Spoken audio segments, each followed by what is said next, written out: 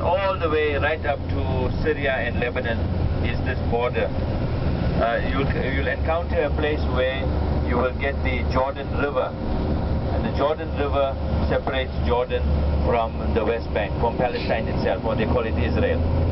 Across there is the city of Eilat, which is Israel. You can see it's so near, but yet so far away for many of the Palestinians living here in Jordan. They can only see the lights there. You come from South Africa and you can enter there. They have stayed there, they were chased out of the land more than 50 years ago, and all they can do is stand here and look at the lights of Palestine. There's a no man's land there, a very dark area separating the two. So, as we're going up, on the right-hand side of Jordan, if you go, as we get to Amman, from here we will go straight to Amman. And if you turn right, you will be going to Iraq.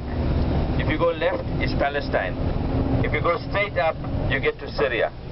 So it's like a cross, right? It's like a cross.